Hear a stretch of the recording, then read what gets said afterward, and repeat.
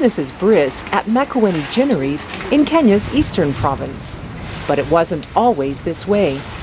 Real estate agent David Masika purchased Makueni Ginneries 10 years ago. In the first year of operation, he sold 200 kilos of cotton. Last year, for the first time in a decade, Makueni Ginneries turned a profit, selling 600,000 kilos of cotton, or about 1,000 bales.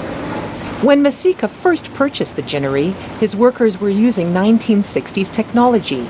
Now, his ginnery is only one of 4 in the entire country that has modernized.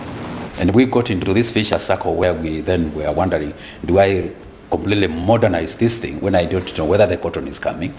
But about a year ago, as the cotton now started building up, we have also started modernizing the ginnery. We have got half of the ginning machinery now.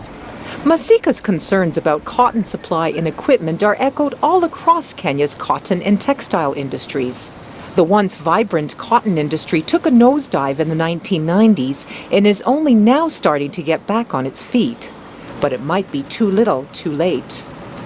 Kenya is part of the United States African Growth and Opportunity Act, or AGOA, which provides duty-free and quota-free treatment for eligible apparel articles and other products. The aim is to strengthen African countries' economies by increasing access to U.S. markets. According to Kenyan government figures, apparel exports under AGOA have tripled from 2001 to 2006. But there is a requirement that countries must be able to source the raw materials for their products regionally by September 2012, or else lose their eligibility under AGOA. And that has Kenya's cotton and textiles industry in a panic. Micah Poen is Chief Executive Officer of the Regulatory Board Cotton Development Authority, or CODA. If an extension period of 2-3 years by the AGOA, I confidently say that we'll be able to produce enough cotton to meet our local demands to qualify for the AGOA market. Poen tells VOA the industry produced 30,000 bales of cotton last year.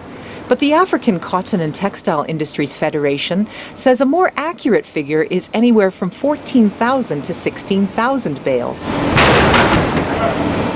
Compounding the problem of low cotton supply and poor machinery is African countries' inability to turn their cotton into fabric and, ultimately, clothing. AGOA considers fabric to be a raw resource that must be sourced from other African countries under AGOA rather than being imported from places like China. Jaswinder Bedi is chairman of the African Cotton and Textile Industries Federation. He says that a first step to producing fabric is for the Cotton Development Authority to broaden its focus. They need to have people on board who are from the full value chain, people in the apparel business, maybe one board seat, one for the textile millers, one for the spinners. CODA Chief Executive Officer Micah Poen says his agency's priorities at the moment are to set a fair payment to cotton farmers, produce high-quality cotton seed, and modernize facilities. If a farmer is given the right price, then he's going to grow cotton. If our ginneries are going to be efficient, we are going to increase the volumes that are produced within a given unit of kilowatt. As of mid-August, Poen, Bedi, and other industry officials were calling on Washington to extend AGOA's raw materials provision past the September 2012 deadline. Officials say they are confident that U.S. Congress will do so. Kathy Maitani for VOA News, Nairobi.